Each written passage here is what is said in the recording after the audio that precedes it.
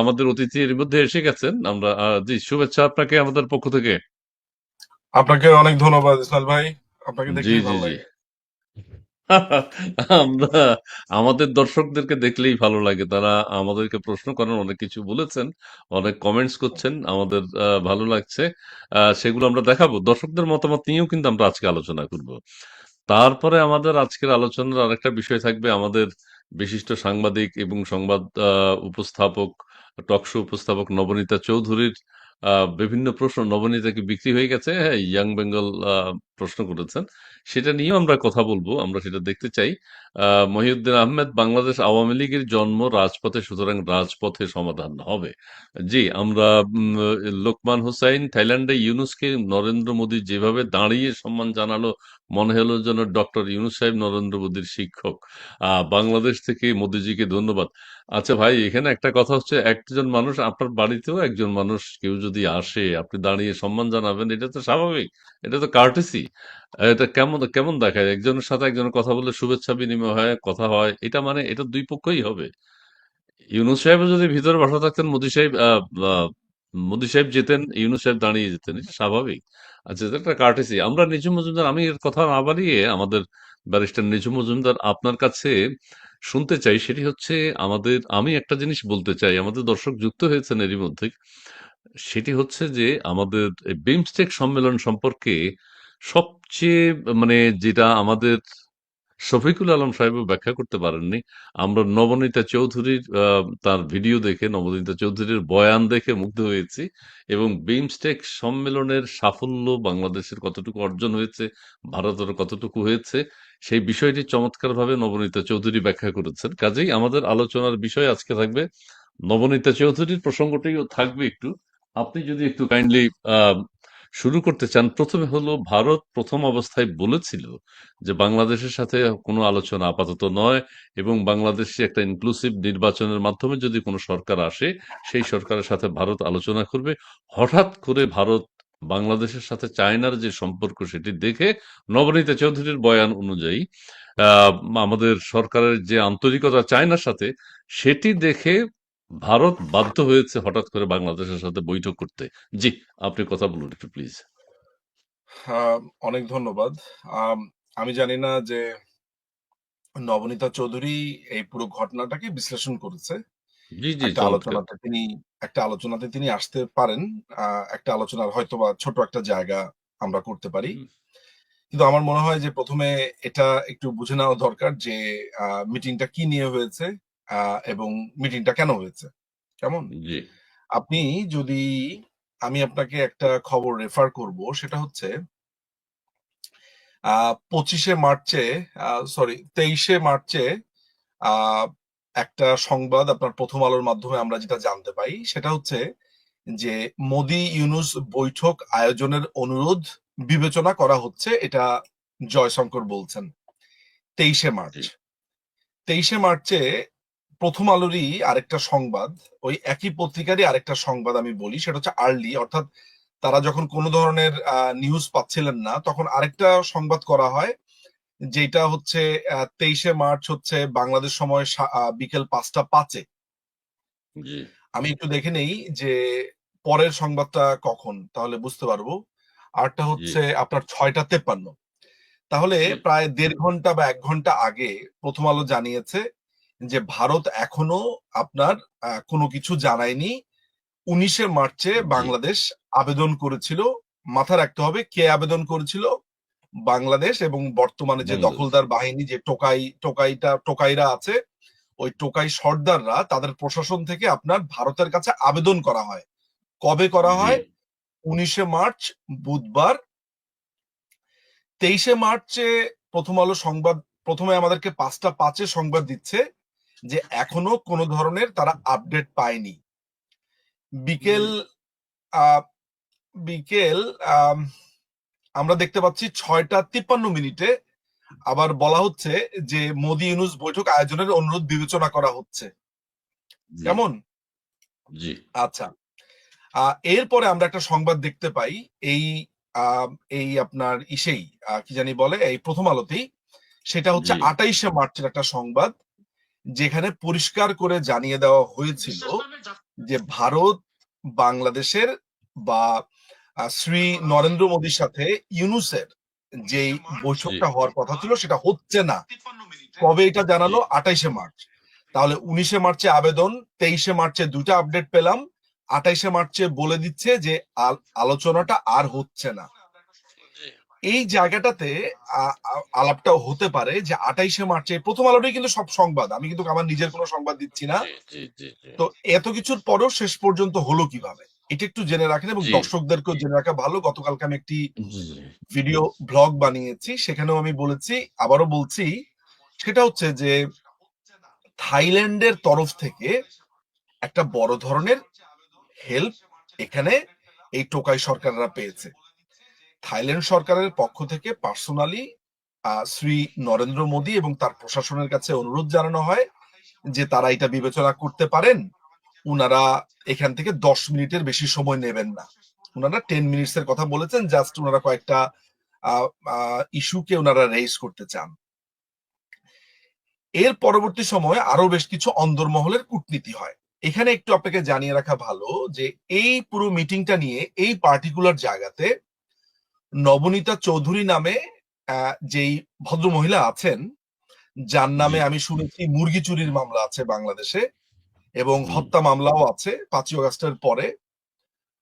তো তার নামে অনেকগুলো মামলা হয়েছে বলে আমি শুনেছি। হ্যাঁ, এখনো মামলা নথিপত্র পাইনি বলে আমি নিশ্চয়তা দিতে পারছি না। তো নবনীতা চৌধুরী বলছেন যে 22শে মার্চই নাকি আপনার নির্ধারিত হয়ে গেছে, ওই সময় বলেছে। এগুলো একদম ডাহা মিথ্যা কথা। 28শে মার্চে জি প্রথম আলোতে আপনারা যান, প্রথম আলোতে পরিষ্কার ভাবে বলা আছে যে এই মিটিংটা যে আসলে হচ্ছে না। কেমন? জি পরিষ্কার ভাবে ব্যাংকক ইউনুসমতি বৈঠকের সম্ভাবনা নিয়ে কিছু বললেন না জয়সওয়াল। এটা 21শে মার্চের খবর। ঢাকার অনুরোধ এখনো সিদ্ধান্ত নেয়নি, এটা কিন্তু আপনার আম, এটা একটা সংবাদ। এটা অবশ্য আগের মিটিং এর কথা, আসলে আগের মিটিং এর কথা বলা হচ্ছে। আহ, জি জি এই 28শে মার্চেই আপনার পরিষ্কার ভাবে বলে দেওয়া হয়েছে। যেমন আমি আপনাকে সংবাদটা বলি, এটা হলো থাইল্যান্ডে মোদি ইউনুস দ্বিপক্ষীয় বৈঠক হচ্ছে না, ভারতের পররাষ্ট্র মন্ত্রণালয়ের বিবৃতি। এটা কবে জি বলেছে? 28শে মার্চ সকাল 10টা 31 মিনিটের নিউজ প্রথম আলোর। আপনি চাইলে আমি আপনাকে লিঙ্কটা পাঠাতে পারি, আপনি যদি এটা স্ক্রিন শেয়ার জি করতে জি চান। জি না আপনি আমি বলেছেন এটি ঠিক আছে, আপনি বলেছেন তা ঠিক আছে। আচ্ছা, আমি আমি জি আপনাকে তারপরে একটু নিউজটা পাঠিয়ে দিচ্ছি জি এ কথা বলতে বলতে, আপনি জি তাহলে এটা দেখতে পারবেন। আচ্ছা, জি এখন 28শে মার্চের পর মাথায় রাখবেন এখানে দুটো জিনিস হয়েছে ইসমাইল ভাই, এটা একটু মনোযোগ দিয়ে শুনতে হবে। নবনীতা চৌধুরী তার যেই ভ্লগ, সেই ভ্লগে বলছেন যে 22শে মার্চের একটা মিটিং এ তারা সিদ্ধান্ত নেয়, তারা এটা নিয়ে কথাবার্তা বলে, হুইচ জি ইজ ইনকারেক্ট। পররাষ্ট্র মন্ত্রণালয় যদি কোনো কিছু বলে থাকে, সিদ্ধান্ত নেয়, তাহলে 28শে মার্চে এসে কখনোই বলবে না যে মিটিং হচ্ছে না। 22 থেকে 28 তারিখ 6 দিন, অর্থাৎ এক সপ্তাহের মধ্যে সিদ্ধান্ত হয়ে গেছে। এর পরবর্তী সময় কিছু কূটনৈতিক ব্যাপার স্যাপার ঘটে, যেটা আমি আপনাকে অফলাইনে বলেছিলাম, আমি আসলে এটা অনলাইনে বলতে চাই না।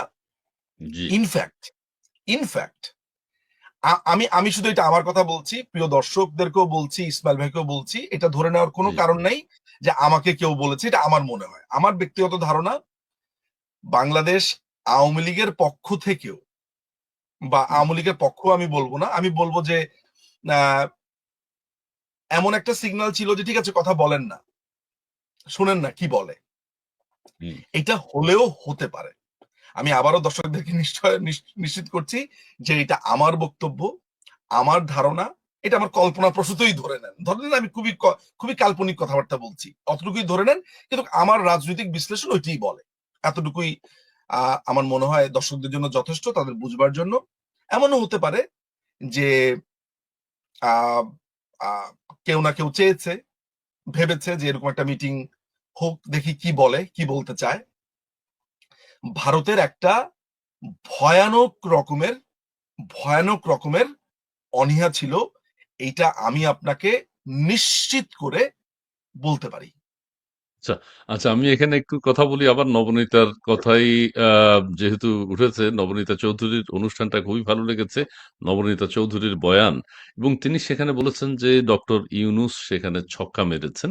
এটা আমাদের জন্য অত্যন্ত গর্বের এবং আনন্দের। বাংলাদেশে যদি আসলেই ছক্কা মেরে থাকেন, উনি ছক্কা মেরেছেন। এবং নবনীতা চৌধুরী বলেছেন যে কারণে ছক্কা, সেটি হচ্ছে ডক্টর ইউনূস সাহেবের, আমাদের বাংলাদেশের প্রধান উপদেষ্টা, তিনি যে চীন সফর করেছেন এবং বাংলাদেশে চীনের ব্যবসা বাণিজ্যের পথ উন্মুক্ত করতে যাচ্ছেন, সেই ক্ষেত্রে ভারত নানানভাবে চিন্তা করে হঠাৎ করে এই বৈঠকটি করেছেন।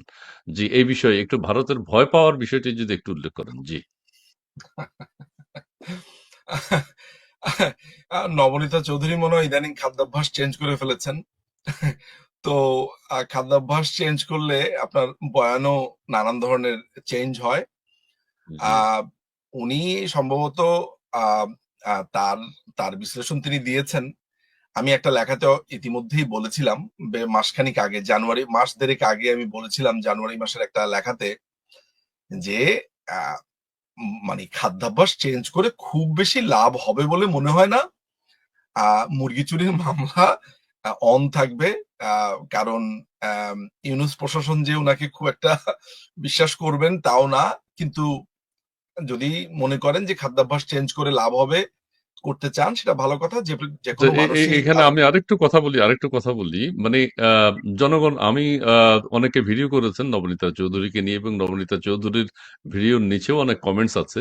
সেটি হচ্ছে যে নবনীতা চৌধুরী যেভাবে শুরু করেছিলেন, সবকিছুই বিশ্লেষণ করেন, হ্যাঁ, পক্ষে বিপক্ষে সবই বলে থাকেন। কিন্তু এইটাতে দেখলাম আমরা যে একদম ভারত যে ভীত হয়ে গেছে, ভারত যে ভয়ে আতঙ্কিত হয়েছে এবং ছক্কা মারা হয়েছে, সেই বিষয়টির কারণে যদি তিনি পুরো বিমস্টেক সম্মেলনের ভালো মন্দ সবকিছু বিশ্লেষণ করতেন তাহলে ঠিক আছে। কিন্তু তিনি একচেটিয়া এক ধরনের কথা বলেছেন এবং ভারতের ভয়ের কারণটা উল্লেখ করেছেন। এবং সেই ক্ষেত্রে ডক্টর ইউনূস সাহেবের কি কি ছক্কার উল্লেখ কথাটা তিনি করেছেন? বলেছেন ভারত মন ভারত প্রাণ কেন দিয়ে। জি। ভয়ে কাঁপছে? কেন কাঁপছে ভারত? মানে তিনি কি বলেছেন? ভয় পেয়েছে। চীনের ভয় সাথে পেয়েছে। বাংলাদেশের সম্পর্ক দেখে ভয় পেয়েছে এবং চীনের ব্যবসা বাণিজ্যের পথ উন্মুক্ত করছে। বাংলাদেশ রুষ্ট হয়, বাংলাদেশ রুষ্ট হয় এমন কোনো প্রসঙ্গ তুলতে ভারত চায়নি, ভারত তুলেও নেই এই বৈঠকে। আচ্ছা, নরেন্দ্র মোদী এবং ডক্টর ইউনূস আমি সাহেবের বৈঠকে বাংলাদেশকে রুষ্ট করার মতো কোনো প্রশ্ন তারা করেনি।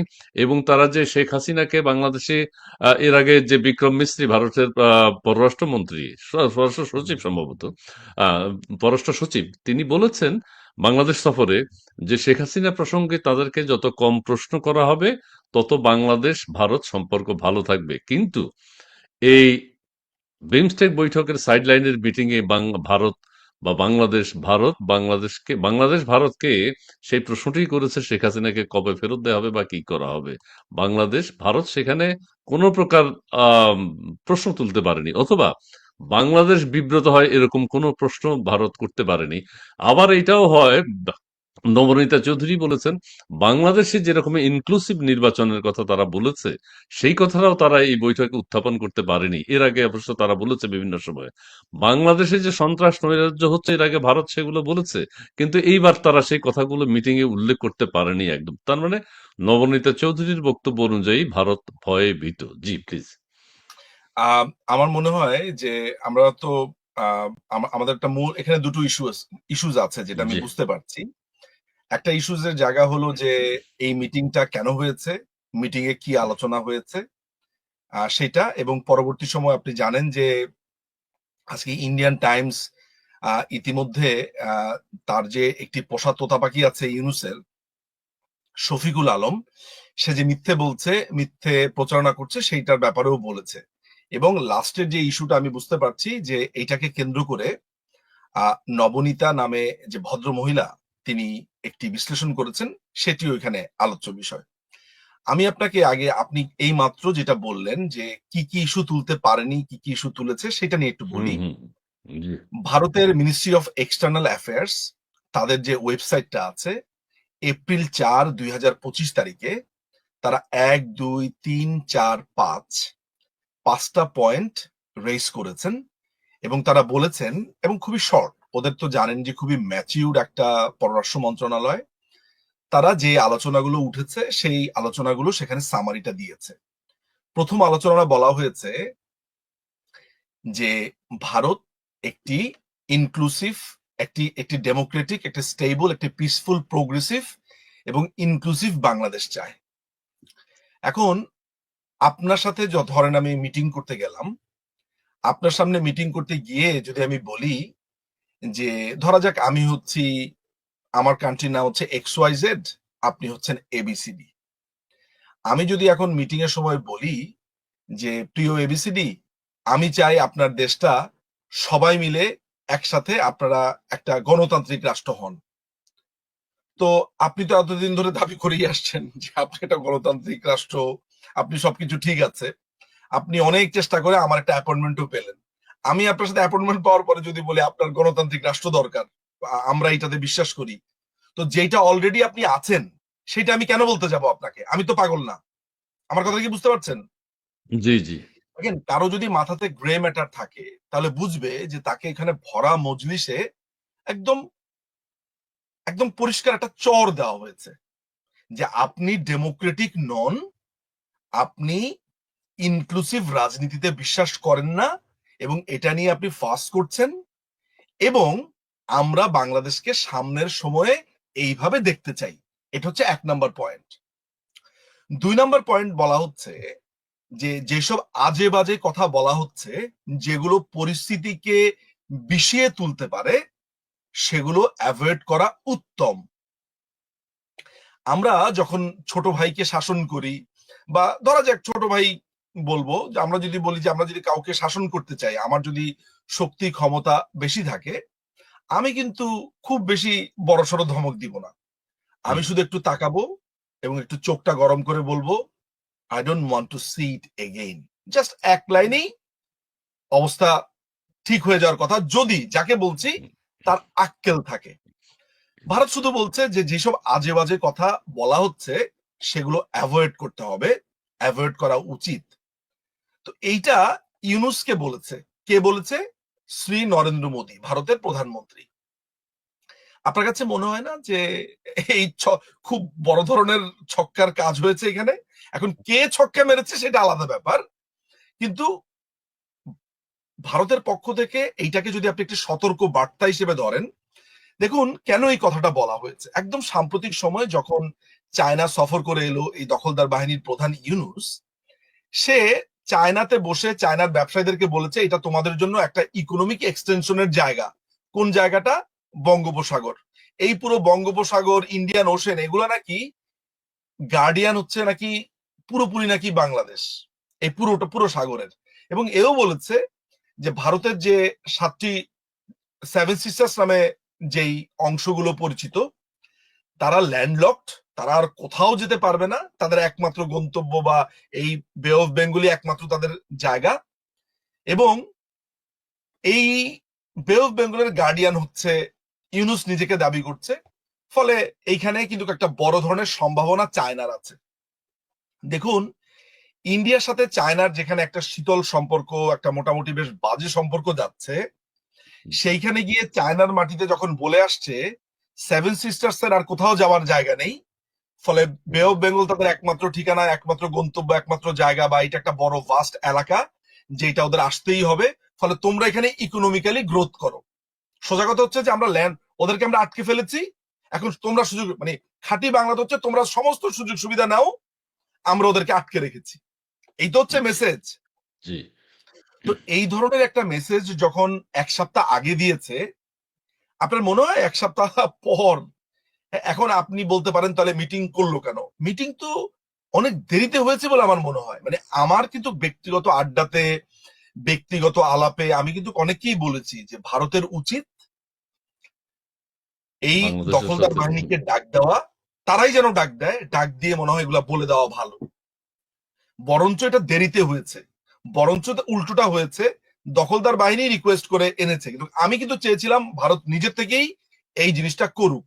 আমি আচ্ছা। আমি তো ব্যাপারটাকে আসলে, মানে যারা এইভাবে দেখতে চাচ্ছে জিনিসটাকে এইভাবে নিয়ে নিচ্ছে যে ভয় পেয়েছে, ছক্কা মেরেছে, ভারত থরহরি কম্প, আমি আসলে জি।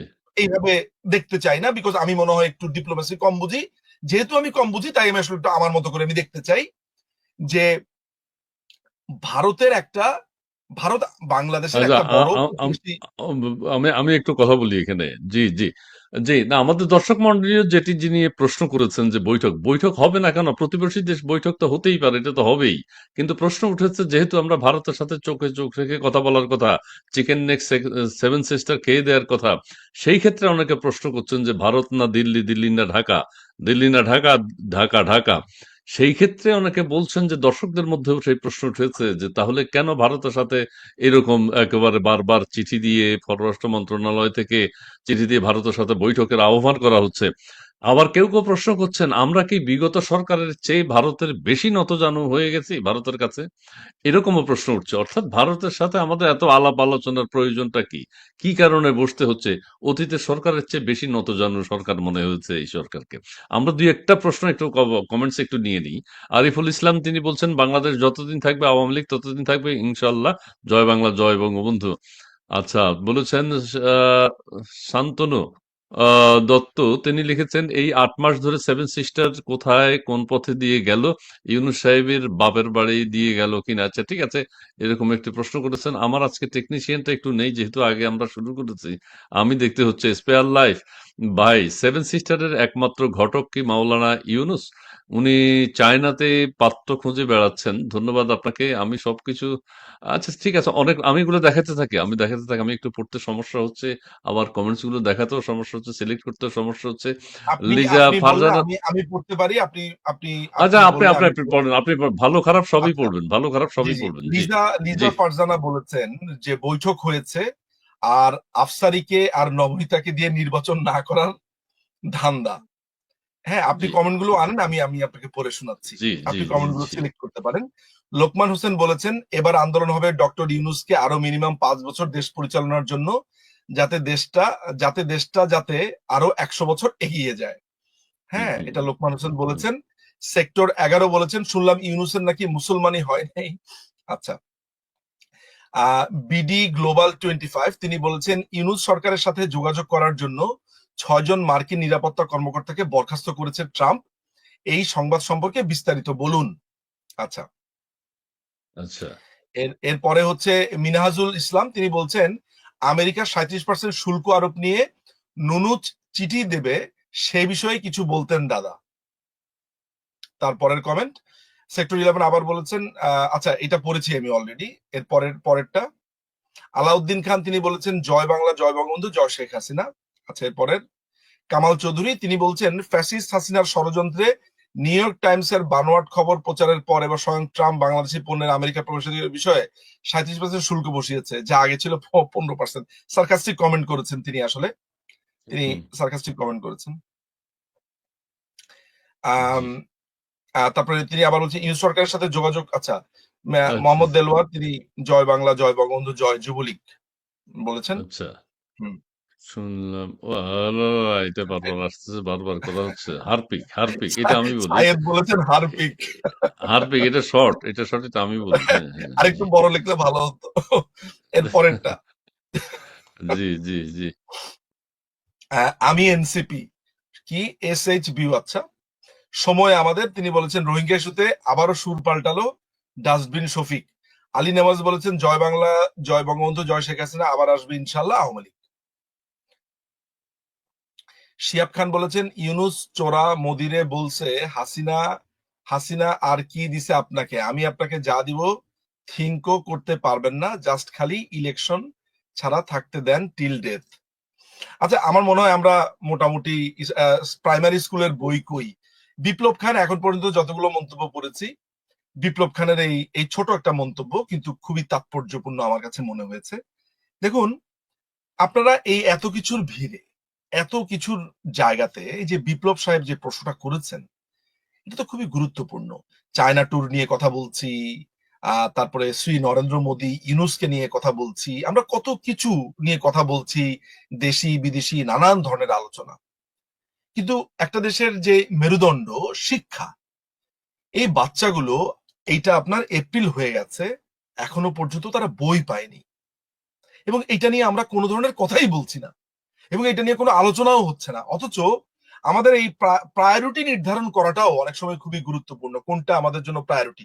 আমরা নিশ্চয়ই এটা নিয়ে কথা বলবো, কিন্তু আমি বলছি না যে আজকে ইসমাইল ভাই এই প্রোগ্রাম করলেই আমাদের হয়ে যেত, ওরকম না। সারা বাংলাদেশের মানুষেরই তো এটা কথা বলা প্রয়োজন, কারণ কোনো না কোনো ঘরে, বাংলাদেশের প্রত্যেকটা ঘরে এভারেজে আমার কাছে মনে হয় কারো বাসাতে যদি সবাই পড়াশোনা শেষও হয়ে যায়, তাদের ভাগনা ভাগ্নি আত্মীয় স্বজনের মধ্যে কেউ না কেউ স্কুল পড়ুয়া আছে। অর্থাৎ সারা বাংলাদেশে আনুমানিক যদি 16 থেকে 20 কোটি মানুষ, আমি জানি না এক্স্যাক্টলি কত, আমি একটা আনুমানিক বললাম, এই এতগুলো মানুষের প্রত্যেকটা ঘরে ঘরে স্কুল পড়ুয়া ছোট ছোট ছেলে মেয়েরা আছে, বাচ্চারা আছে, তারা বই পায়নি। এইটা নিয়ে অনেক বেশি আলোচনা হওয়া প্রয়োজন। বিপ্লব সাহেব যে আলোচনা করেছেন তাকে আমি খুবই ধন্যবাদ জানাই, এবং এই কারণেই আমি এই জিনিসটা নিয়ে কথাটা বললাম। আপনি আরো কিছু এমডি কমেন্টস পড়েন একটু। জাকির মিজি তিনি বলেছেন সুদের ব্যবসায়ী ইউনুস সাজানো গোছানো দেশটি ধ্বংস করে দিয়েছে। আচ্ছা, মোদ্দা কথা আমি যে জিনিসটা পেয়েছি আসলে যেটা হলো যে আমি আপনাকে কয়েকটা জায়গাতে সামারি বলি, সেটা হচ্ছে যে এই আলোচনাটা সোফার আমি যা করেছি সেটা হলো ভারতের সাথে একটা দীর্ঘ সময় ধরে মিটিং এর চেষ্টা করে যাচ্ছে এই দখলদার ইউনুস বাহিনী।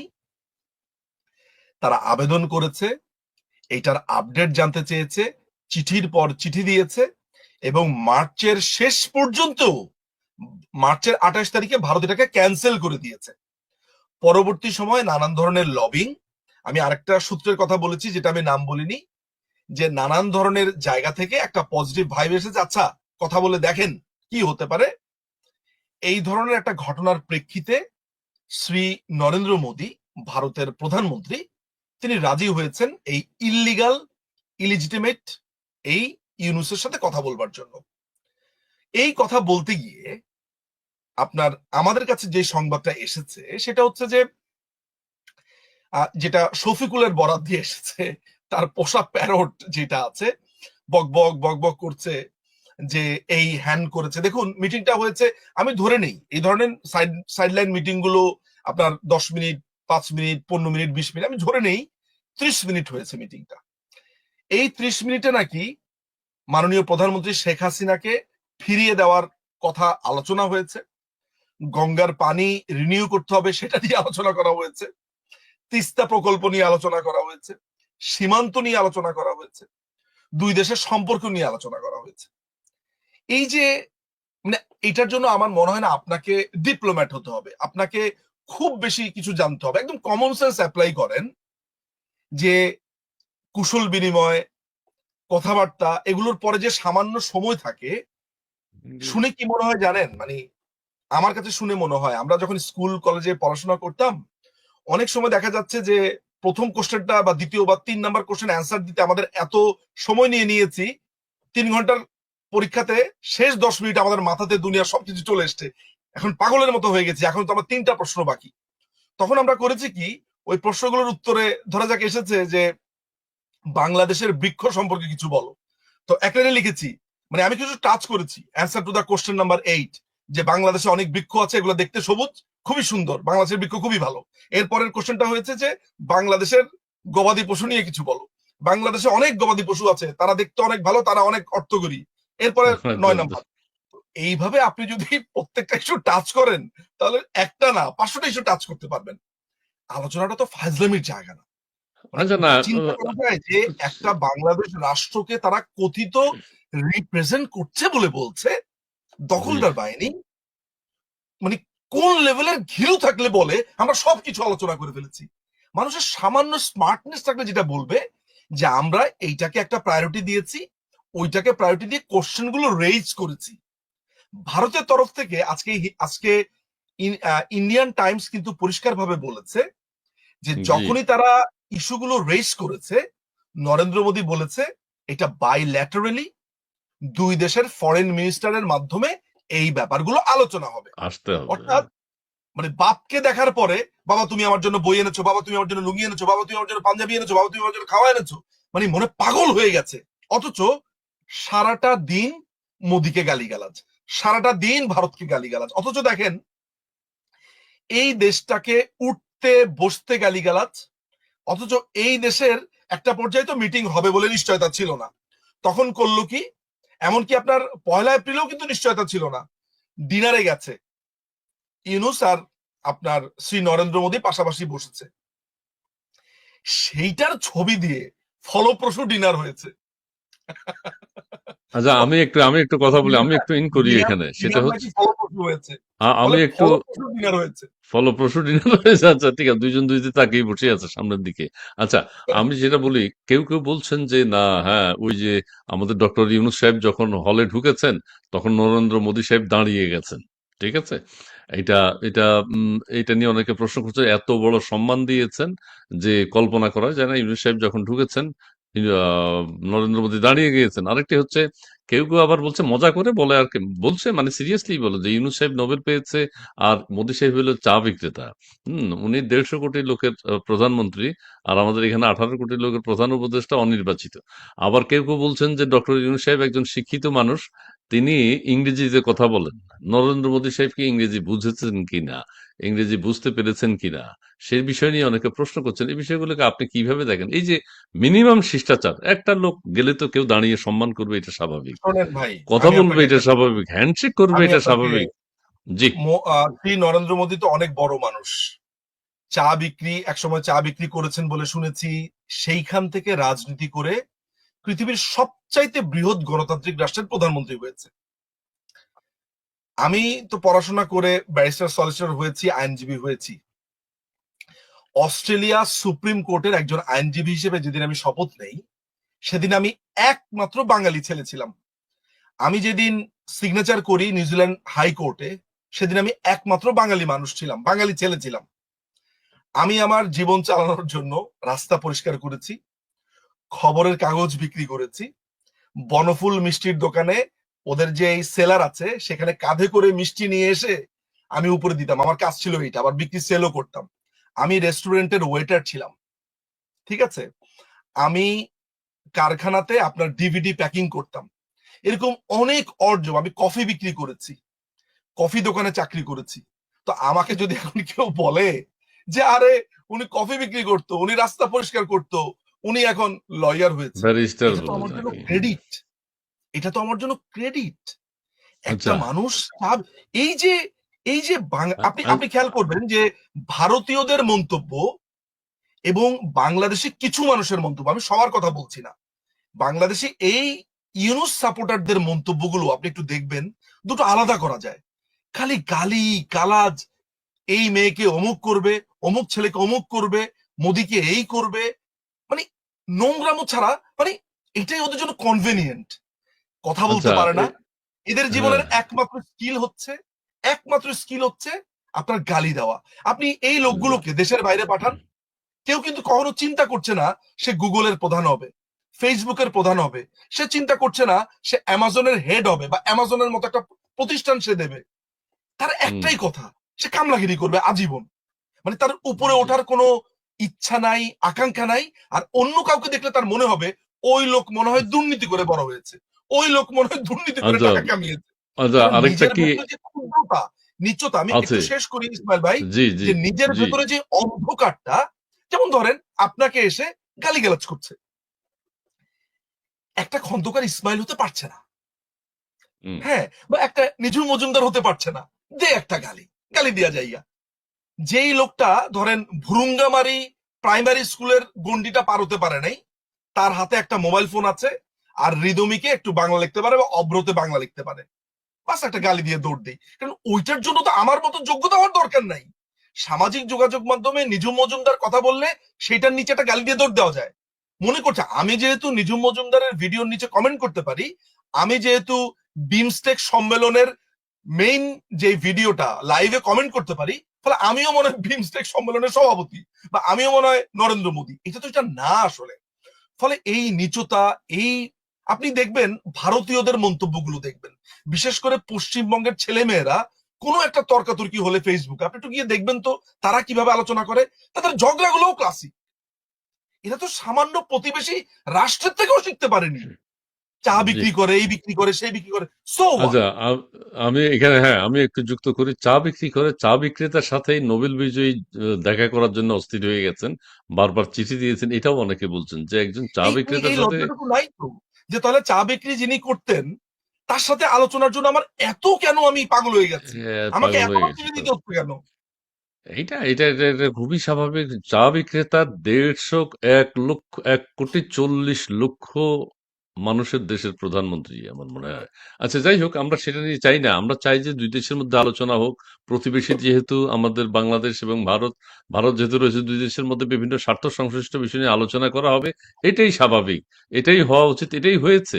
আর এটাকে ভিন্নভাবে দেখার কোনো কারণ নেই। কারণ হচ্ছে একটা প্রশ্ন শুধু উঠেছে, যেহেতু আমরা ভারতকে এত ঘৃণা করি, এত অশ্রদ্ধা করি, এত অসম্মান করি, ভারতের মানুষরা মানুষ না, ভারতের সাথে চোখে চোখ রেখে কথা বলবে, সেই কারণে এত প্রশ্ন তৈরি হয়েছে, যেগুলো আমরা সবাই চাই না।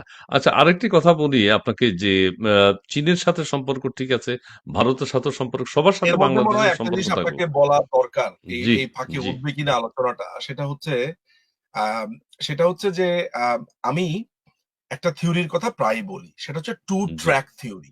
কেমন? জি, জি, এই টু ট্র্যাক থিওরিটা হচ্ছে যে আপনি জানবেন যে নওয়াজ শরীফের পাকিস্তান সফরে যখন ঝটিকা একটা পাকিস্তান সফরে যায় আপনার নরেন্দ্র মোদী, সেটা সম্ভবত 2015-16 সালের দিকের ঘটনা, 10 বছর আগের, বা সোজা কথা নওয়াজ শরীফ যখন ক্ষমতায় ছিল, জি, জি, সেই সময়টাতে নরেন্দ্র মোদী আহ, আপনার আপনার নরেন্দ্র মোদীর মাকে একটা শাড়ি গিফট করেছিল নওয়াজ শরীফ। কেমন? নরেন্দ্র মোদী এটা মাথায় রেখেছিলেন। পাকিস্তানে যাওয়ার পর নওয়াজ শরীফের মার পা ধরে তিনি আশীর্বাদ নিয়েছিলেন। জি, তখন সারা পৃথিবীর মানুষ এটা নিয়ে কথা বলছিল যে তার এই এই অসাধারণ জেস্চারের জন্য, এবং নওয়াজ শরীফের সাথে উনি অসম্ভব ভালো একটা রিলেশন ছিল। কিন্তু তার 2 বছর পরেই খুব সম্ভবত বা 16-17 সালের দিকে ভারত পাকিস্তানে একটা সার্জিক্যাল স্ট্রাইক চালায়। আপনার স্ট্যালিন এবং হিটলার, ওদের মধ্যে কিন্তু খুব ভালো সম্পর্ক ছিল, কিন্তু পরবর্তী সময় দ্বিতীয় বিশ্বযুদ্ধের সময় রাশিয়াতেই তো পর্যদস্ত হলো আপনার, সেখান থেকে তো পতনের সূচনা হলো। তারপরে আপনার আসেন হচ্ছে এই কিছুদিন আগে, যখন এটা সম্ভবত ট্রাম্পের আগের যেই রেজিমটা ছিল, যে পারমাণবিক চুক্তি নিয়ে আমেরিকার একটা বড় ধরনের বাধা ছিল ইরানের ক্ষেত্রে, সেই সময়টাতে তারা পারমাণবিক চুক্তি বন্ধের ক্ষেত্রে এক ধরনের চুক্তি টুক্তিতে আসবে, একটা আলোচনা হয়েছিল, খুবই হাসি টাসি দিয়ে ডিপ্লোম্যাটিক একটা অবস্থা তৈরি হয়েছে। তার কিছুদিনের মধ্যেই এক দল আরেক দলের বিরুদ্ধে বলা শুরু করলো, অথচ 2 দিন আগেই কিন্তু এরকম সম্পর্ক। আবার আপনি ধরেন হচ্ছে জওহরলাল নেহেরু এবং আপনার চৌবেন লাই, তৎকালীন 1960s-এ আপনার চীনের প্রধান প্রধান ছিলেন, তিনি প্রেসিডেন্ট ছিলেন সম্ভবত বা প্রধান ছিলেন, এবং আপনার ওই সময় ছিলেন জওহরলাল নেহেরু, কংগ্রেসের প্রধান জি, ছিলেন তিনি, ভারতের প্রধানমন্ত্রী ছিলেন। তো সেই সময়, ওই সময়টাতে আপনার চায়না এবং ভারতের রিলেশনটা ভালো করবার জন্য চায়না ভারত ভাই ভাই এই ধরনের স্লোগান উঠেছিল। 1962-তে নেহেরু বেঁচে থাকার সময়ই আপনার তাদের কিন্তু অ্যাটাক চালানো হয়েছিল তাদের লাদাখ সীমান্তে, খুব ভুল না করে থাকলে ওই সাইডটাতে, এখন যেটা নিয়ে ওদের প্রবলেম গুলো হচ্ছে। তো জি, সুতরাং আপনার পৃথিবীর সবচাইতে ধরেন আপনার আহমেদিনিজাদ, তিনি গিয়ে জাতিসংঘে যখন গিয়েছেন, তখন আমেরিকার প্রেসিডেন্টের সাথে দেখা দেখা হওয়ার পরে তাদের কথা হয়নি। তারপরে ধরেন সাপেলে নেউলের সম্পর্ক, এরকম দুজন মানুষের সাথে পাশাপাশি দেখা হয়নি, দেখা হওয়া, হাসি দেওয়া, তারপরে আপনার উঠে দাঁড়ানো, এগুলো একটা জেস্টার। কেমন? ধরেন হুম, আমি আমি ধরেন লেটসে হুম, লেটসে আমি আপনার কি উদাহরণ দিতে পারি, আমার ধরেন আমার খুব ঘৃণিত যাকে আমি খুবই অপছন্দ করি, আমিও কিন্তু তাকে রাস্তাতে দেখলে তাকে থেরে মারতে যাব না। দেখলে খুবই ভব্যতা অবস্থা, আমরা কি বলি, কেমন আছেন, আমি পছন্দ করি না, কিন্তু দেখা হলে চোখে চোখ বিনিময় হলে বলি কেমন আছেন। এটা একটা জেস্চার। কেমন?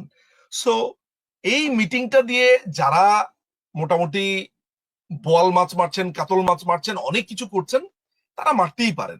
ভিউর প্রয়োজন আছে, আলাপের প্রয়োজন আছে, কিন্তু যারা খুবই ভাবতে পছন্দ করেন, যারা চিন্তা করতে পছন্দ করেন, মানে ব্রেনটা একটু খাটাতে পছন্দ করেন, তারা দুয়ে দুয়ে চার মিলাবেন। ও, আমি আপনাকে যেই কথাটা বলতে গিয়ে এতগুলো কথা বললাম, দুটো কথা আমি জানি না আপনি জানেন কিনা, গতকালকে শিলিগুড়ি সীমান্তে ভারত S-400 ক্ষেপণাস্ত্রগুলো নিয়ে এসেছে এবং তারা ব্যাপকভাবে সৈন্য সমাবেশ করেছে।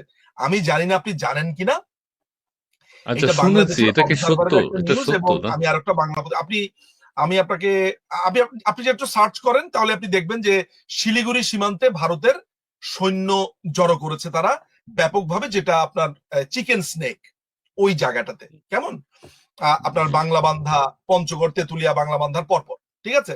ওইখানে যারা আছেন তাদের মধ্যে কেউ যদি আমাদের আজকের এই প্রোগ্রামটা দেখে থাকেন, তারা আরো কনফার্ম করতে পারবেন, হয়তোবা তারা আরো ফার্স্ট হ্যান্ড জানবেনও। এটা গেল একটা জি। একটা থিওরি আছে ইসমাইল ভাই, হুম। থিওরিটা মাথায় রাখবেন, লিখে রাখেন, আজকে এটা কাজে লাগবে। একদিন আপনি আমাকে এটা বলবেন, কারণ 10ই জানুয়ারি 2024 সালে আমি এই থিওরিটার কথা বলেছিলাম।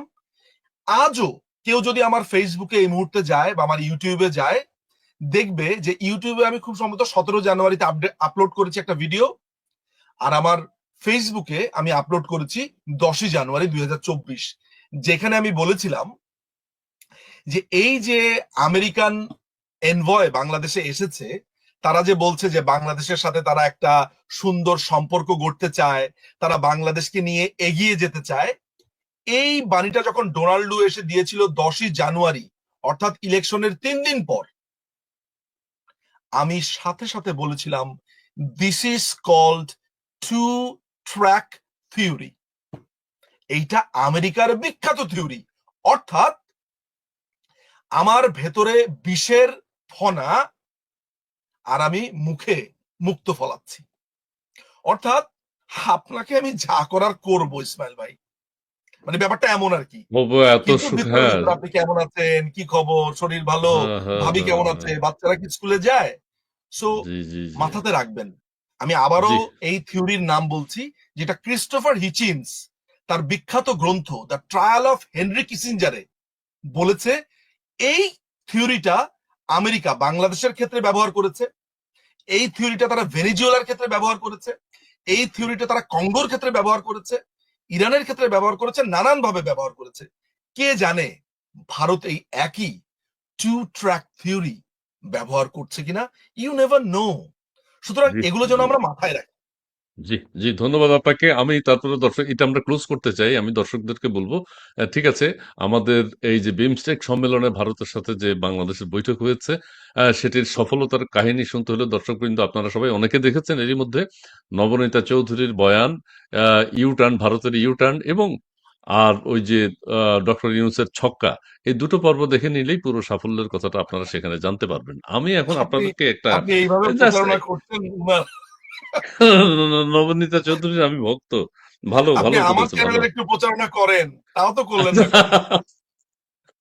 আচ্ছা, ঠিক আছে। আমি এখন আপনাকে দুটো ভিডিও শোনাবো, অডিও, অডিও। জি জি, ভিডিও শিওর। দেখাবো, দর্শকদেরকেও দেখাবো। দর্শকরা দেখেছেন, আপনিও দেখেছেন হয়তো, কারণ এই হুজুরের, আমাদের রফিকুল্লাহ আফসারী হুজুর, উনার মোনাজাত যদি কবুল হয়ে যায় বা কবুল হয়ে যায়, তাহলে কিন্তু বাংলাদেশে আর নির্বাচন হওয়ার কোনো সুযোগ নাই।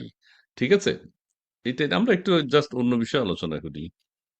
তুমি নির্বাচন দিও না আল্লাহ, আল্লাহ শীতের দিকে আল্লাহ, ডক্টর ইউনূস সাহেবের জীবদ্দশা এই বাংলার জমিনে নির্বাচন দিও না। এই নিয়ামত তুমি আমাদেরকে দিছো, এই নিয়ামত তুমি ছিনে নিও না আল্লাহ, আল্লাহ তাকে নেখায়াত দাও। এখন আল্লাহ তাকে নেখায়াত দাও, এই নিয়ামত আমাদের কাছে এসছে, ডক্টর ইউনূস সাহেব নিয়ামত হিসেবে এসছেন।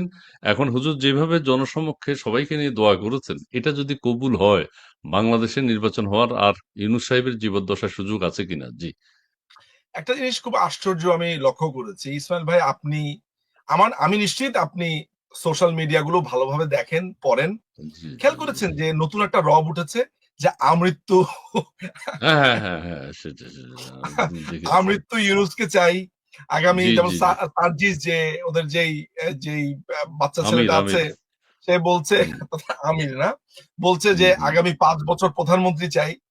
মানে জি, জি। প্রধানমন্ত্রী কখন হয়, যখন একটা ইলেকশন হবে, মানে হ্যাঁ, ইলেকশনের আগেই প্রধানমন্ত্রী নির্ধারণ করে ফেলেছে। এরা আসলে বাচ্চা ছেলে পেলে, তো এরা বোঝে না যে এদের রিপারকেশনটা কি হতে পারে, মানুষ কি ধারণা করছে। তো এখন কিন্তু কার গণতন্ত্রের কোনো প্রয়োজন নাই, না, না, না। এখন কিন্তু ভোটের আর কোনো প্রয়োজন নাই। তার মানে পথের কাটা ছিল মাননীয় প্রধানমন্ত্রী শেখ হাসিনা, তার সময় ইলেকশন, তার সময় গণতন্ত্র সবকিছু।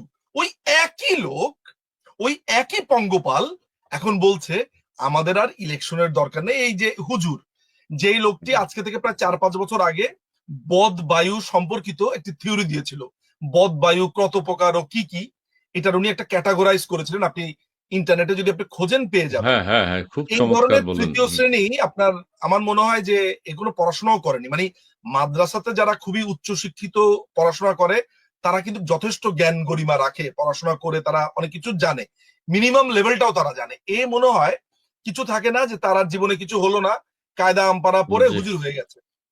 মাথায় দেখেন না, এই গরমের দেশে মাথার মধ্যে আবার সৌদি আরবের ওই টারবাইন পড়েছে, অথচ সৌদি আচ্ছা। আরবের টারবাইন কিন্তু পরে হচ্ছে যে বালু থেকে বাঁচার জন্য। এটা একটা কারণ ধুলোবালি আছে, গরম। ওটা পরে বসে আছে, ওইটার বসে আল্লাহর কাছে দিচ্ছে। মানে এখন আর কোনো গণতন্ত্রের দরকার নেই, না না না, এখন এখন আর উনি ভোটের কোনো উনি দরকার নেই। এখন এই মানুষগুলো, এই মানুষগুলোকে চিনে রাখেন। আজকে সংকটের সময় এই মানুষগুলোকে চিনে রাখা জরুরি। আচ্ছা, এদের কেউ কেউ ব্যাপারে বলছেন যে না, সামনে এই আমরা আলোচনা করতে পারবো। জি জি, এই দোয়া যদি কবুল হয়ে যায় তাহলে নির্বাচন আর হবে না। এবং তিনি আরো বলেছেন যারা নির্বাচনের কথা বলবে তাদের জিভ ছিঁড়ে ফেলবে, তাদের জিভ ছিঁড়ে ফেলবে। আর আরেকটা ভিডিও এখন আপনাকে দেখাবো, সেটি হচ্ছে এই যে আমাদের আব্বাসী হুজুর সাহেব বলেছেন যে ইতালিতে গত 3 বছর মানে 19-20, আমি দেখাবো যে কোনো সন্তান জন্ম নেয়নি 3 বছর। তার মানে আর 30 বছরের মধ্যে ইতালিতে কোনো দেশ থাকবে না, এবং সেই ইতালি আমরা বাংলাদেশ দখল করে নিতে পারবো। তুই বিশ্বাস না, বলবো 2021, 22, 23 এই 3 বছরে ইতালি নামক রাষ্ট্রে একটা নতুন সন্তান জন্ম নেয়নি। নজবিল্লাহ কেন বললেন? সিরিয়াসলি আলহামদুলিল্লাহ কোন নিয়ে নাকি আসেন? এআই দিয়ে বানাইছে? ইতালিতে এটাই।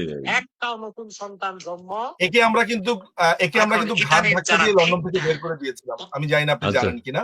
আচ্ছা, সেটা শুনে আচ্ছা, ওনার ওনার ওনার বক্তব্যের তাৎপর্যটা আমি ব্যাখ্যাটা আমি বলে দিই। উনি বলেছেন 21, 22, 23 এই 3 বছর ইটালিতে কোনো সন্তান জন্ম হয়নি। ওনার কথা যদি মিথ্যা হয় আপনারা যাচাই করে দেখতে পারেন। আর যেহেতু জন্ম হয়নি, একটা দেশ গঠনের জন্য একটা ভূখণ্ড দরকার, মানুষ দরকার। কাজেই বিশ্লেষকরা, বিজ্ঞানীরা চিন্তা করে দেখেছেন আগামী 30 বছর পর ইতালি নামক কোনো দেশ আর থাকবে না। এখন সেই ক্ষেত্রে কেউ কেউ আবার বলছেন যে ইতালি নামক দেশ থাকবে না যেহেতু জনগণ থাকবে না, কাজে আগামীতে যারা ইটালিতে যেতে চান 30 বছর পরে যান, এবং ইটালি বাংলাদেশের অন্তর্ভুক্ত হয়ে যাবে। বাংলাদেশে 18 কোটি মানুষ আছে, আমাদের দেশে জন্মের ইয়ের সংখ্যা বেশি, সো আমি আমরা আপনাকে ইটালি দখল বলি, করে নিতে পারবো। জি আপনার যেটা হয়েছে সেটা হয়েছে, আমি আপনাকে একটা দেই। 2020 সালে ইটালিতে জন্মগ্রহণ করেছে আপনার একক, দশক, শতক, সহস্র, অযুত 4,04,892 জন। 2021 সালে 4,249,000 জন। 2022 সালে 3,93,333 জন। 2023 সালে 3,79,300 জন। 2024 সালে ভাই, 3,70,000 জন্মগ্রহণ করেছে ইটালিতে। আহ, আপনি বের করে ফেলছেন এই মধ্যে। হ্যাঁ, আচ্ছা, তো হুজুর যে বলছে এটা আপনি প্রমাণ খালি দিতে আপনি কেউ খালি সার্চ দেন, আপনি খালি সার্চ দেন ইন্টারনেটে, আপনাকে বলে দিবে। না না না, উনি যে বলেছেন যাচাই করে দেখতে যে ইতালিতে কোনো সন্তান জন্মগ্রহণ করেনি 30 বছর, 21, 22, 23, সো 30 বছর পর ইতালি নামক আর কোনো দেশ থাকবে না, এরা কি জনসম্মুখে জানেন, বলছে। এদের এদের আমি আপনাকে একটা কথা বলি, যারা একটা উদাহরণ দিই। একটা সেদিন সেদিন আমার ওয়াইফকে আমি দেখলাম, আহ, আমার আমার ওয়াইফকে আমি সেদিন দেখলাম। শুধু জি। সেদিন না, আমি একটা দীর্ঘদিন ধরেই দেখছি যে আমার ওয়াইফ আপনার বিলাল ফিলিপস, তারপরে নোমান আলী খান, তারপরে হুম বিশেষ হুম। করে মুফতি মেং সাহেবের, সারাদিনই দেখি মুফতি মেং সাহেবের বক্তব্য শোনেন। উনি খুবই ধার্মিক, ধর্মকর্ম করেন তিনি। তো আমি তাকে একবার জিজ্ঞেস করেছিলাম যে তুমি বাংলাদেশের হুজুরদের বা বাংলাদেশে যারা বক্তৃতা দেয় তাদের কথাবার্তা কখনো শোনো না কেন? সে কোনো বাজে মন্তব্য করেনি, কিছু করেনি। সে বলেছে যে আমি আসলে ওইটা খুব ভালোভাবে রিলেট করতে পারি না। তো মুফতি মেঙ্কের বক্তব্য আমিও একদিন মনোযোগ দিয়ে শুনছিলাম, এটা পরশুদিনের ঘটনা। বিশ্বাস করেন ইসমাইল ভাই, আপনি ধর্ম পালন করেন কি ধর্ম পালন করেন না, এটা ব্যক্তিগত, আপনার ব্যাপার। কিন্তু দ্য ওয়ে এই পশ্চিমা যারা স্কলার আছে তারা বক্তব্য দেয়, ধর্মের প্রতি আপনার অনীহা আসবে না, ঘৃণা আসবে না। আপনার কাছে মনে হবে না যে ধুৎ, এটা কি বলে, বেয়াদব নাকি, এ ধর্মই পালন, মানে এদের কথা শুনে আপনার এমন মনে হবে না যে ধর্মকর্মই পালন করবো না। এত সুন্দর করে তারা বলেন, এত পরিশীলিত আর এত চমৎকার ইংরেজি, এবং কি মিনিং, হাদিস, কত কিছু দিয়ে তারা বুঝিয়ে বলেন। আর অন্যদিকে খেয়াল করেন না, মুফতি মেঙ্ক, এই এনায়েতুল্লাহ আব্বাসী দেখতে শুনতে তো সুন্দর আছে লোকটা, দেখতে শুনতে সুন্দর, হাইট ভালো।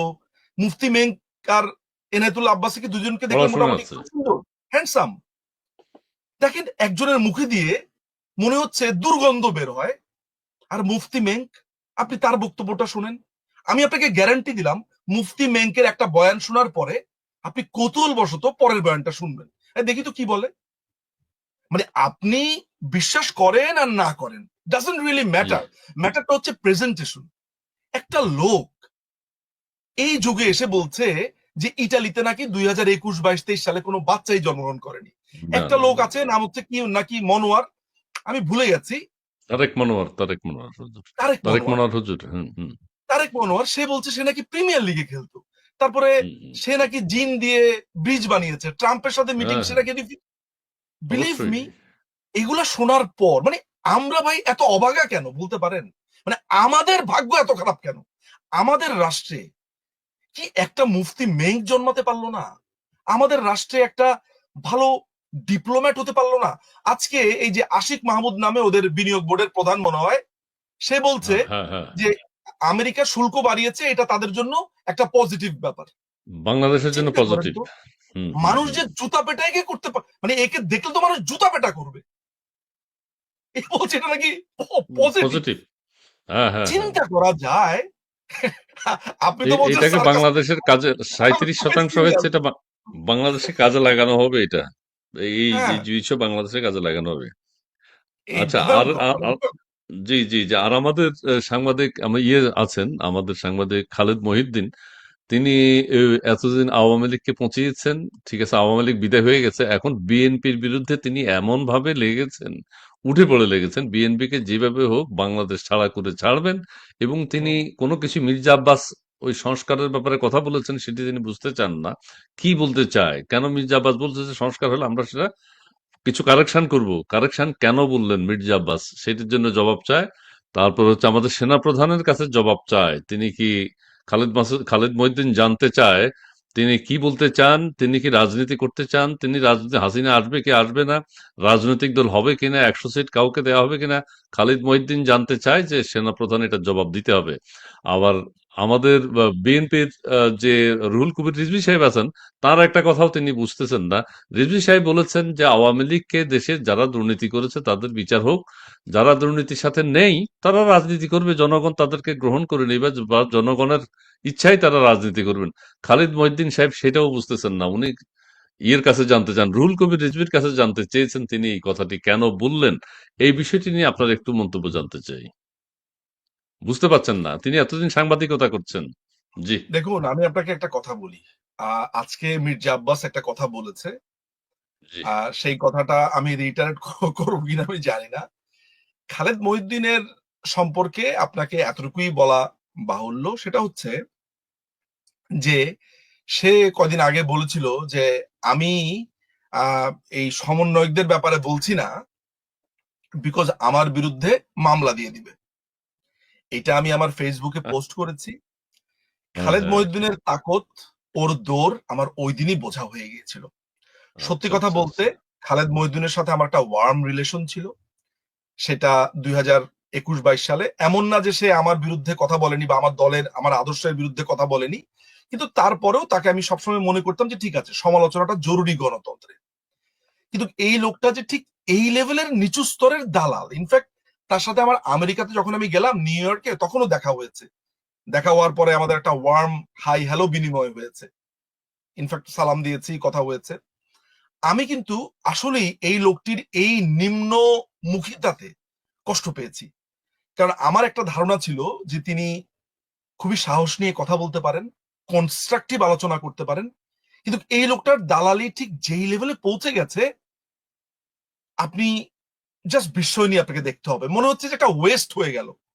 অথচ লোকটার কি মেধা ছিল, আপনার ম্যাজিস্ট্রেট ছিল, পরবর্তী সময় সাংবাদিকতাতে এসেছেন, সাংবাদিকতাতে তিনি সাহসী সাংবাদিকতা করেছেন।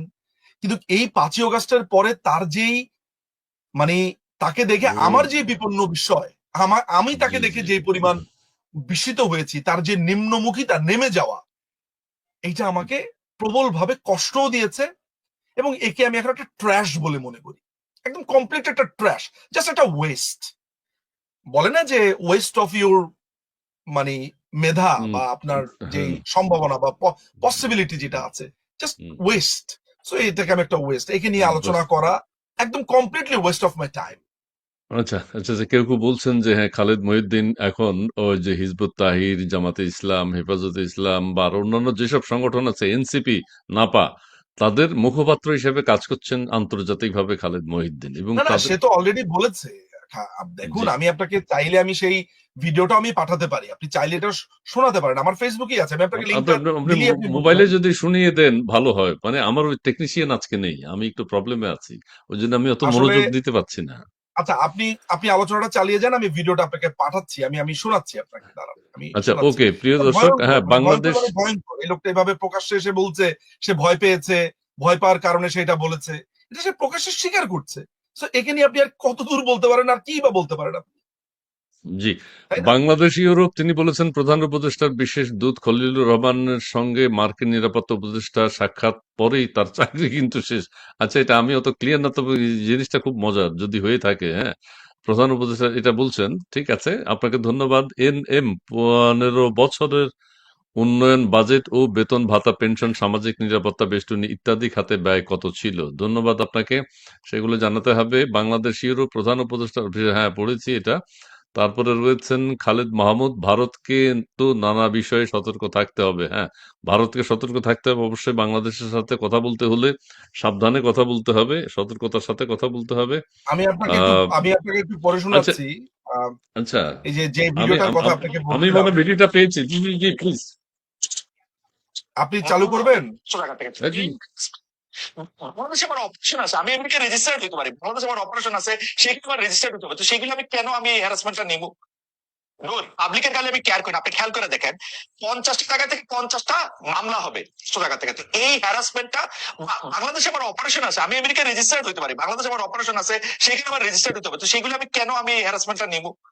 আচ্ছা এটা কেন কি জন্য বলেছেন আমি ঠিক বুঝিনি। এটা জি বলেছে আপনার ওই যে সমন্বয়ক, আপনার ওই যে সাদ্দাম হোসেন, বাংলাদেশ ছাত্রলীগের যে যিনি প্রধান, সাদ্দাম জি হোসেনের একটা সাক্ষাৎকার নেওয়ার কথা ছিল।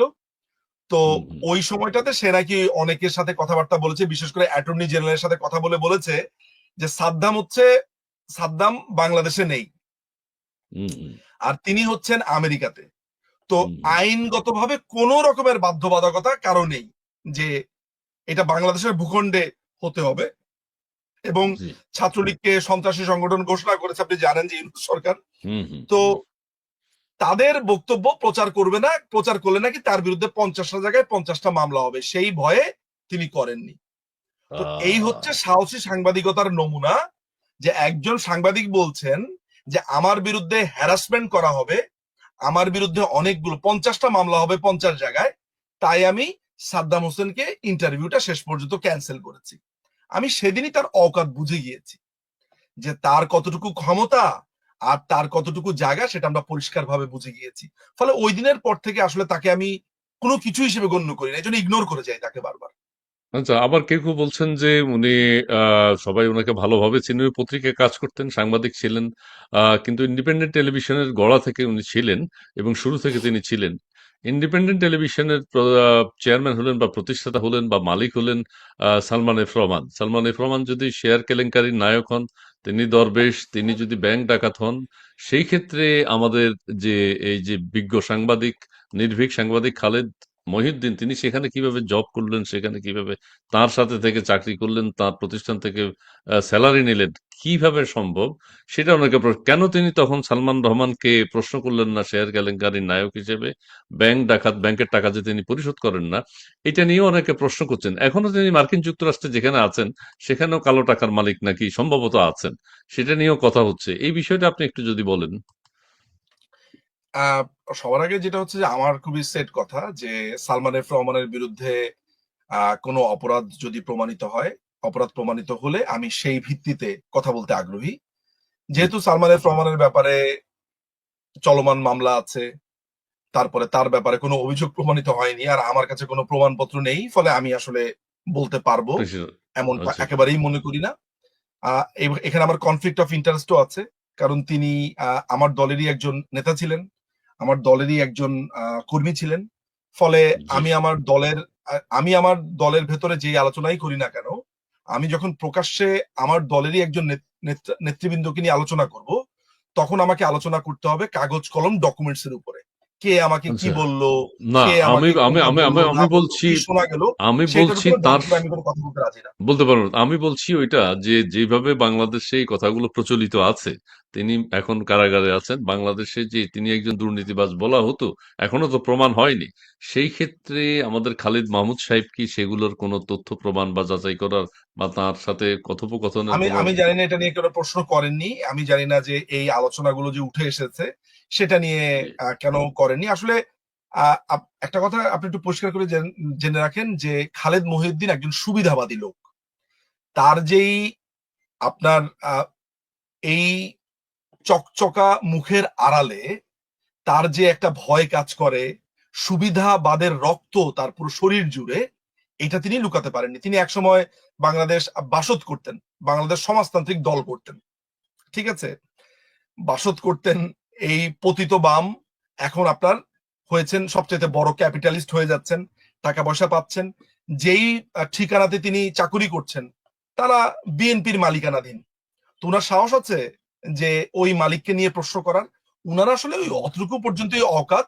9টা থেকে 5টা পর্যন্ত অফিস করবে, দিন শেষে টাকা পাবে, আর বড় বড় হাম্বা হাম্বা করবে, বড় বড় গর্জন মাঝে মধ্যে দিবে।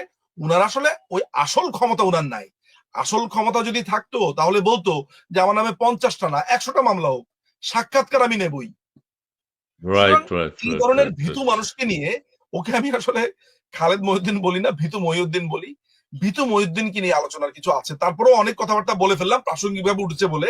আদারওয়াইজ আমি ওই ভিডিওটা দেওয়ার পরে তাকে নিয়ে আর আলোচনা করিনি কখনো। আচ্ছা যাক, তবুও আপনি যে কথা বলেছেন যে সাদ্দাম হোসেনের সাক্ষাৎকার নিতে তিনি ভয় পেয়েছেন, সেটা সত্য। তিনি তার কথাবার্তা বলছেন, মির্জা আব্বাসকে নিয়ে তিনি কথাগুলো বলেছেন। আচ্ছা ঠিক আছে, তারপরে কেউ কেউ বলছেন যে খালিদ মহিউদ্দিন বাংলাদেশে এখন এত সুন্দর পরিবেশ, এখন তিনি বাংলাদেশকে এত ভালোবাসেন, বাংলাদেশে চলে যেতে পারেন, বাংলাদেশে গিয়ে সাংবাদিকতা করতে পারেন। তিনি মার্কিন যুক্তরাষ্ট্রে পড়ে আছেন, এর আগে ডয়েচে ভেলেতে ছিলেন। তারপরে বাংলাদেশে উনি কখন যাবেন সেই বিষয়গুলো নিয়ে প্রশ্ন উঠছে। আবার কেউ কেউ বলছেন যে খালিদ মহিউদ্দিন সাহেব ইচ্ছা করলে তো ঠিকানার সাথে থাকতে হবে কেন, উনি নিজে একটা চ্যানেল করতে পারেন। এখন তো ইউটিউব আকাশ মুক্ত, উনি ফেসবুক পেজ ওনার নিজস্ব হতে পারে, উনি নিজের নামে করেন না কেন, এটা নিয়েও প্রশ্ন উঠেছে। যাই হোক, উনি কেন কারোর অধীন থাকতে চান সেই কথাগুলো বলেছেন। আমরা আর বেশি লম্বা করতে চাই না, আপনি কিন্তু একটা কমেন্টস পড়ে একটু শেষ করে দিবেন। এখানে কমেন্ট যেটা আসে বেশিরভাগ সময়, এটা আমাদের পক্ষেও যেটা আসে বা বিপক্ষেও যেটা আসে, জি জি আমার কাছে মনে হয় যে আমি এখনো পর্যন্ত খুব কম কমেন্ট পেয়েছি যেই কমেন্ট আপনাকে ভাবাবে, একটা প্রশ্ন করবে। ধরেন আমাকে একটা টেকনিক্যাল কোশ্চেন এখনো পর্যন্ত কেউ করেছে বলে আপনি দেখেছেন? হ্যাঁ, আচ্ছা যারা গালিগালাজ করে তারা তো নাই, বরঞ্চ আমাদের পক্ষে যারা আছেন তাদের মধ্য থেকেও আমি আশা করি যে আমাকে যাতে খুবই চতুরতার সাথে, খুবই স্মার্টনেস এর সাথে এমন প্রশ্ন করা হয় যে প্রশ্নগুলো আমি তথ্য রেফারেন্স এগুলো সহ দিতে পারি। যেমন একজন বই নিয়ে ছোট মন্তব্য করেছেন, এটা আমার কাছে চিন্তা জাগা নিয়ে মন্তব্য বলে মনে হয়েছে। আমি আসলে যেই ধরনের মন্তব্য আশা করি, ধরেন আপনাকে গালি দিচ্ছে, আমাকে গালি দিচ্ছে, আপনি দেখছেন, এটা নিয়ে আপনি কি কথা এই যে বলবেন? যে একটা কথা বলি, এই যে আশরাফুল আলম তিনি লিখেছেন গ্রামীণ টেলিভিশনের দায়িত্ব নিতে পারবেন খালেদ। এটা একটা হতে পারে, এটা ভালো প্রস্তাব। গ্রামীণ টেলিভিশন একটা আসতে পারে, আমরা সেটা দেখতে পাবো। খালেদ মহিউদ্দিন হয়তো সেটার দায়িত্ব নেবেন। আমাদের দর্শক মন্ডলী যারা আজকে আমাদের সাথে যুক্ত হয়েছেন, অনেকেই বিভিন্ন জায়গা থেকে অনেক প্রশ্ন করেছেন, অনেক কমেন্টস করছেন। দুঃখিত হচ্ছে আমরা সবগুলো কমেন্টস পড়তে পারিনি, তারপরে কিছু কিছু পড়েছি। তবে আমরা নেজু মজুমদার আপনাকে ধন্যবাদ জানাই যে 2021, 22, 23 সালে যে ইতালিতে শিশু জন্মগ্রহণ করেছে এই তথ্যটা আপনি তাৎক্ষণিকভাবে উপস্থাপন করেছেন। আমি এটা আশা করিনি, এই জন্য আপনাকে ধন্যবাদ। কারণ আমার আর খুঁজতে হতো। আমি আব্বাসী সাহেবের এবং আব্বাসী সাহেবের কথা তার মজলিসে যারা উপস্থিত ছিলেন সবাই বিশ্বাস করেছেন যে আমি আপনাকে স্ক্রিনশটটা দিচ্ছি। 2021, 22, 23-এ ইটালিতে কোনো সন্তান জন্মগ্রহণ করে নাই। এটা ইটালির থিঙ্ক ট্যাঙ্কার যারা তারা ভাবছেন 30 বছর পরে ইটালি আর থাকবে না, এটা আব্বাসী হুজুরের কথা অনুযায়ী। সেই ক্ষেত্রে আপনি তথ্যটা দিয়েছেন, এটা আপনার যে কি হবে এখন আমি তো সেটা বুঝতেছি না, আপনি এটা কি তথ্য দিলেন? জনগণের ইটালি যাওয়ার যে স্বপ্ন সেটি আপনি নস্যাৎ করে দিচ্ছেন। ইটালিতে আপনাকে আমি স্ক্রিনশটটা পাঠিয়েছি, আপনি একটু দেখে নিবেন। জি, জি। এই তো এতটুকুই বলার ছিল না, না। আজকে আমার। ঠিক আছে, ঠিক আছে। ওকে, অনেক ধন্যবাদ, অনেক ধন্যবাদ। বেশ কিছু বিষয় নিয়ে আলোচনা করা হয়েছে। বিমস্টেক সম্মেলন নিয়ে আমরা কথা বলেছি। আমরা নবনীতা চৌধুরীর সাকসেস নিয়ে কথা বলেছি। আমরা খালিদ মহিউদ্দিনের দুঃসাহস নিয়ে কথা বলেছি। এবং আপনি আজকে আমাদের সাথে যুক্ত হয়েছেন এবং দর্শক মণ্ডলী দেশ বিদেশ থেকে অনেকেই আমাদের সাথে যুক্ত হয়েছেন। আমরা সেটা চাই না। ভারতের সাথেও আমরা সেটা চাই। ভারতের সাথে আমাদের একটা সুসম্পর্ক থাকুক, সেটাও আমরা চাই। ভারতের বিরুদ্ধে আমরা প্রতিবেশীর বিরুদ্ধে তারাও আমাদের বিরুদ্ধে কথা না বলুক, আমরাও তাদের বিরুদ্ধে কথা না বলি। প্রতিবেশী সুলভ আচরণ নিয়ে আমরা বসবাস করতে চাই। আমাদের যদি কোনো সাকসেস আসে এই সম্মেলনের মধ্য দিয়ে, এই বৈঠকের মধ্য দিয়ে আমরা যদি সফল কিছু হতে পারি, বা আমাদের কি নাম ভুলে গেছি, নবনীতা চৌধুরীর বয়ান অনুযায়ী সেটি আমাদের জন্য অত্যন্ত মঙ্গলজনক হবে বলে আশা করি। নিজু মজুমদার, আপনার শেষ কোনো বক্তব্য থাকলে আমাদেরকে একটু বলতে পারেন। দর্শকদের উদ্দেশ্যে দুই একটা কথা বলে শেষ করুন। জি, প্লিজ। দর্শকদের উদ্দেশ্যে আমার একটাই শুধু বলার থাকবে, আমি যে চর্চাটা আমার সারা জীবন ব্যাপী করি, সেটা হচ্ছে যে কোনো একটা ঘটনা যখন ঘটে, আমাদের আশেপাশে এত বেশি তথ্য ভান্ডার, বিশেষ করে গুগল স্কলার আছে, গুগল আছে, বইপত্র আছে। আপনারা একটু প্রত্যেকটা ঘটনা ঘটলেই ঘটনাগুলোর আগবাসগুলো দেখতে পারেন। তারপরে যারা বিশ্লেষণ করে তাদের বিশ্লেষণ শুনে একটা সিদ্ধান্তে মাথায় রাখবেন যে আমি যা বলছি, অন্যরা যা বলছে সেটাতেও সিদ্ধান্ত আসবেন না। আপনি অনেকগুলো তথ্য একসাথে নেওয়ার পরে, পড়ার পরে আপনি নিজে যখন সিদ্ধান্ত নিতে পারবেন, ওইটাই হচ্ছে জি, আসল পড়াশোনা। আমি মনে করি পড়েন, পড়েন এবং পড়েন। এটাই আপনার মুক্তি মিলবে।